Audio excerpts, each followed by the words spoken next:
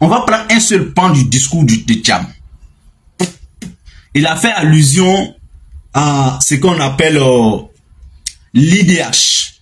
L'IDH, c'est l'indice de développement humain. Et qu'est-ce que les citoyens ivoiriens d'Abidjan, d'Adjamé, d'Abobo, de Yopougon, de Benjerville, de Bassam, de Soubré, de Lakota, de Divo, de Bassam, de Grand Laou, de Taféré, de Ferkesedou, de Wangolo, de Boaké, de Djibroso, doivent comprendre par l'IDH. C'est ce qui est très important. Les intellectuels en haut là-bas, là, qui viennent s'asseoir sur télévision pour dire l'IDH, c'est pas faux, on n'est pas à cette place. Laissons-les. Venez écouter le Séné. Il va vous expliquer l'IDH dans notre langage à nous en tant qu'Ivoiriens. Dans notre compréhension à nous en tant que Abobolais, Yopougonais, Adamélais. Venez. L'IDH, c'est un indice, c'est un instrument pour mesurer le temps qu'un être humain peut faire dans un pays de sa naissance jusqu'à sa mort, en moyenne. Et ce temps-là, on le calcule à travers plusieurs indicateurs. Est-ce qu'il vit bien? Parce que vivre bien peut améliorer la santé, peut être générateur de longévité.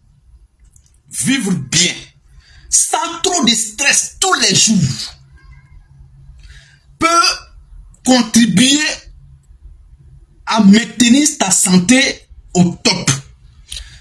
Prenez deux personnes dans deux pays différents. On ne va pas citer de pays, mais dans notre pays et dans un autre pays à travers le monde.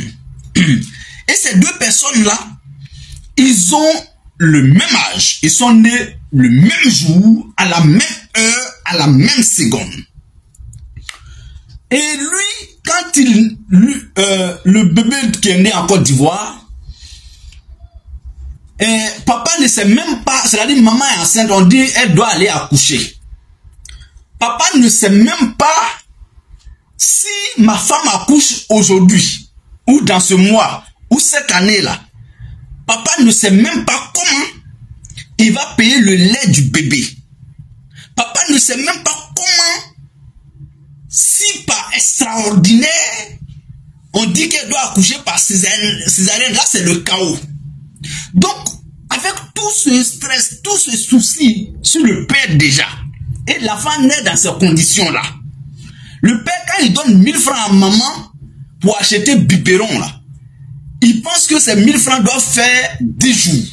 Et pourtant, nos femmes, nos mamans savent que 1000 francs pour allaiter l'enfant avec le biberon, c'est tout au plus pour une journée. Le père ne sait même pas comment les autres membres de la famille doivent manger. Donc, l'enfant qui naît dans ces conditions-là, il n'est pas bien nourri. Comme l'enfant qui naît dans un autre pays où le père, avant la naissance de l'enfant, le trousseau est prêt. Parce que lui qui ne sait même pas comment il doit payer le lait après l'accouchement, il ne peut pas faire trousseau. Lui ne parle pas de trousseau. Madame ne peut pas lui parler de trousseau. Madame sait dans quelles conditions ils vivent. Puisque la maison où ils habitent là, leur loyer même, le trousseau dépasse leur loyer. Et pourtant, pour payer le loyer, c'est trop déjà compliqué. Donc, l'enfant qui naît dans ces conditions, au lieu d'être allaité avec le biberon de 1000 francs par jour, on divise 1000 francs là sur 3 jours. Quand l'enfant pleure, on dit, ah, on a dit dans ma 600. Je viens de lui donner de l'eau. Quand l'enfant pleure, je pense qu'il n'a pas faim, mais il faut lui donner l'eau à boire. Donc, l'indice de développement humain aussi peut se calculer à travers le niveau d'instruction, le niveau d'éducation. Parce que les plus abrutis ne durent pas longtemps. Donc, il y a tout ça qui rentre en ligne de compte. Et donc, pour faire sortir les chiffres de l'indice de sécurité, l'indice de développement humain, ce n'est pas la Côte d'Ivoire qui fait sortir. C'est-à-dire ce n'est pas l'État de Côte d'Ivoire qui s'assoit pour dire, bon, on n'a qu'à nous donner un bon niveau de classement. Non. Il y a des institutions bien organisées, bien structurées à travailler sur ça. Et ce sont ces organisations-là qui disent que dans le monde entier, il y a sur 193 pays en termes sur un échantillonnage ou bien sur une moyenne de 193 pays. L'année dernière, la Côte d'Ivoire était positionnée à la place 159.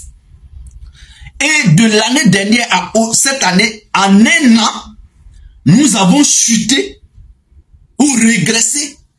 On était le 159e pays. Aujourd'hui, nous sommes le 166e pays sur 193. Ça veut dire quoi? Dans le monde aujourd'hui, la Côte d'Ivoire est placée parmi les 30 derniers pays à très faible taux d'indice de développement humain. Ça veut dire quoi? Que dans les 193 pays là, nous, on est parmi les derniers. Les derniers. Puisque déjà sur 193, toi tu es 166e. C'est comme à l'école. On dit dans votre classe, il y a 193 élèves. Et puis toi, tu es 166e. Mais tu es parmi les 30 derniers de la classe. Et en d'autres termes, ça veut dire que on est parmi les pays qui sont très faibles en termes d'indice de développement humain. Ça veut dire, à la naissance en Côte d'Ivoire jusqu'à ta mort, là, ton expérience de vie, qui était l'année dernière de 60 ans, est aujourd'hui de 50 ans. Ça, c'est l'exemple palpable qu'il faut comprendre pour dire, ah, ok. Ça veut dire qu'en Côte d'Ivoire, l'année dernière, quelqu'un qui vivait 30 ans, aujourd'hui, il ne peut que vivre 26 ans. Quelqu'un qui pouvait vivre 70 ans, aujourd'hui, il va tourner autour de 65, 64, 63. Mais qu'est-ce qui fait ça? Il y a beaucoup de facteurs. Premier facteur, et que vous serez bien d'accord avec moi, je parle avec les Ivoiriens qui sont bien résidents en Côte d'Ivoire. Eux là, parce que quand on dit l'indice de développement humain, ce n'est pas forcément les Ivoiriens qui vivent à l'étranger. Hein. Ceux qui vivent dans le pays, y compris même les non-nationaux, hein, ils vont témoigner sur un aspect où nous tous on est d'accord. Aujourd'hui, même un fonctionnaire, il est stressé comment il va boucler le mois. Et ça là, c'est tous les mois. Ça aussi fait partie des facteurs qu'on doit prendre en compte dans l'indice de développement humain. On prend deux pays différents où les deux fonctionnaires de même catégorie, de même fonction, de même domaine ont le même salaire. Par exemple, Côte d'Ivoire est un autre pays. Et ce pays-là, le coût du loyer est 2 fois moins que le coût du loyer en Côte d'Ivoire. Mais ces deux fonctionnaires-là n'ont pas le même mode de vie. Les deux fonctionnaires-là n'ont pas le même niveau de stress mensuel. Les deux fonctionnaires, c'est-à-dire, je veux dire, ils ont les mêmes conditions. Ça veut dire que même enfants, ils sont mariés, une femme, 2 enfants, une femme, 2 enfants. Ils ont même, en fait, ils ont le même niveau de vie, en fait. Mais, tu trouveras que un sera plus stressé que l'autre. Mais on dit dans le cas aujourd'hui, là, sur 193 pays au monde, la Côte d'Ivoire, ses fonctionnaires vivent mal. C'est tout ça là qu'il faut regarder. Mais est-ce que ce n'est pas une réalité en Côte d'Ivoire? Sortons des chiffres. Laissons détails de chiffres. Parce que tout le monde ne maîtrise pas les chiffres. Venons sur le terrain. La réalité aujourd'hui que vivent les Ivoiriens, c'est quoi? C'est quelle réalité nous on vit en Côte d'Ivoire? 1. Abidjan, dans toutes les communes d'Abidjan, dans une zone viable, c'est-à-dire à 0 risque ou bien à un niveau très faible de risque de glissement de terrain. Je ne parle pas des quartiers précaires hein, où les gens doivent payer, je vais dire, une cabane pour s'abriter. Je ne parle pas de ça. Quelqu'un qui se loue aujourd'hui une maison à Abidjan, il ne se reste qu'un studio à Abidjan, dans un quartier bien habitable, ne peut pas payer moins de 50 000 francs par mois. C'est pas possible. Et on sait qu'on est en Afrique. Il est très difficile aujourd'hui de voir quelqu'un vivre seul. Ça veut dire, j'ai mon studio, je suis seul dedans. Vraiment, c'est très difficile de voir ça en Côte d'Ivoire, sinon en Afrique. Soit tu as un ami, tu as un frère, tu as un petit frère, tu as un cousin. Vraiment, c'est comme ça on vit en Afrique. Il est très très rare de voir les gens, un jeune, même s'il est étudiant, il est très difficile de le voir vivre tout seul. Donc aujourd'hui, si tu vis en famille, monsieur, madame, les enfants, tu ne peux pas vivre dans le studio. Tu vas te prendre au minimum une chambre salon. Donc 2 pièces. Au minimum 2 pièces. Aujourd'hui, dans quel quartier d'Abidjan, 2 pièces coûtent 50 000? Ou 60 000? Ou 70 000? 2 pièces. Dans quel quartier d'Abidjan? Dans quelle commune? Dites-moi. Dites-moi que, le Seigneur, pardon, faut pas exagérer. Dans telle commune d'Abidjan, là, 2 pièces, là, on peut trouver à ça. Dites-moi. Bon, un fonctionnaire qui a 250 000 par mois, ou bien 300 000 francs par mois, c'est pas un petit fonctionnaire quand même en Côte d'Ivoire. Donc, il y a des fonctionnaires en Côte d'Ivoire qui ont un salaire de 150 000 francs CFA net, après impôt. Il y en a en Côte d'Ivoire, 150 000 francs. D'autres même moins que ça. D'autres, si on leur donne 200 000 comme salaire, il dit, mais lui, ça va chez lui, il a au moins 200 000 par mois, hein. Mais aujourd'hui, quelqu'un qui a 200 000 francs CFA net d'impôt, mais il est marié, il a 2 enfants, ou bien il a un enfant avec femme, les 3, il paye une maison, popote, maison dans laquelle ils vivent là, c'est combien? Donc, en résumé, ce que les Ivoiriens doivent comprendre, Monsieur Thiam ne dit rien de nouveau que nous, on n'a pas encore dit. Mais bon, comme c'est la politique, les gens pensent qu'on est contre Ouattara. Mais nous décrions les faits des sociétés. La question que je me pose, est-ce que Thiam fait peur au RHDP? Bon, la question est légitime. Parce qu'en fait, quand tu as recruté Messi et que tu t'es vanté des mérites de Messi, du parcours, des relations, des talents du Messi, et que quelqu'un a à peu près le même profil que Messi, que l'adversaire est en train de recruter contre toi, tu es humain, hein? C'est naturel, ça va te faire peur. Monsieur Thiam et Monsieur Alassane Ouattara, j'ai dit, ce sont les 2 faces d'une même pièce. Ça, c'est ma conviction. Je n'ai rien contre Thiam. Je veux qu'il fasse la politique dans son pays, la Côte d'Ivoire. Mais j'ai dit, ces 2 personnalités-là, ce sont les 2 faces d'une même pièce. Il n'y a pas de débat. C'est pourquoi le RHDP, à chaque sortie de Thiam, ils vont avoir la démangeaison. Parce que de la manière où Ouattara est rentré dans le jeu politique là, en Côte d'Ivoire, et puis il est devenu président après 18 ans d'opposition, c'est de la même manière Thiam est en train de rentrer dans le débat politique. Je vais vous citer quelques éléments. Monsieur Ouattara est rentré dans la politique avec une nationalité douteuse. Ah bon, je n'ai pas dit qu'il n'est pas ivoirien, mais je dis bien avec une nationalité douteuse, ce n'est pas moi qui le dis. Ah, il est ivoirien, ah, il n'est pas ivoirien, ah, sa maman est ceci, ah, c'est comme ça. Et, en fait, quelle que soit la manière que tu vas rentrer en politique, et que ça fait déjà objet de polémique, de débat, c'est en ta faveur. C'est pas contre toi, hein. Tu peux estimer que c'est contre toi. Parce que peut-être que les mots sont mal choisis. Peut-être que c'est blessant. C'est rabaissant. Mais je dis bien, sur le volet politique, si on reste dans le carnaval politique, c'est en ta faveur. Bon, dans la société, ça peut te fatiguer, tes enfants peuvent prendre des coups, parce que quand on dit, ah, ton papa n'est pas ceci, ton papa est ceci, ça fait mal. Mais sur le plan purement politique, c'est en ta faveur, c'est à ton avantage. Quelle que soit la manière, politiquement, ça veut dire que tu es craint par tes adversaires. Il n'y a même pas de débat. Ouattara a subi la même chose et puis il est devenu président plus tard.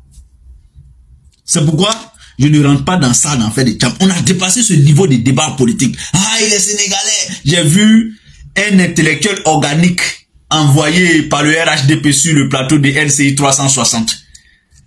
Un transfuge du PDCI-RDA qui, à une époque très très récente, en 2020, tapait sur le RHDP, déconstruisait le RHDP. Monsieur Gouali, qui se retrouve sur un plateau où il venait de se réveiller de son sommeil profond, qui traite Cham de tout et de n'importe quoi. Mais voici des gens qui étaient au PDCI-RDA, quand on envoyait venir voir Cham ici, il n'a qu'à donner de l'argent pour aller financer les différentes campagnes. Vous voyez, ils ont détruit la valeur de la politique ivoirienne. Donc, mesdames et messieurs, on ne va pas faire long ce qui est court. Le RHDP là, c'est pourquoi ils ont peur de Cham, parce que effectivement eux là, ils ont été la même victime. Ils ont été tapés avec le même bois. C'est ce bois là ils ont aujourd'hui. Ils veulent taper Cham avec. Tapez-le avec. Tapez-le avec, vous verrez que quand on tape quelqu'un avec le bois que vous avez là, c'est que devient la personne, vous verrez. Nous tous on va voir ça. On va voir ici.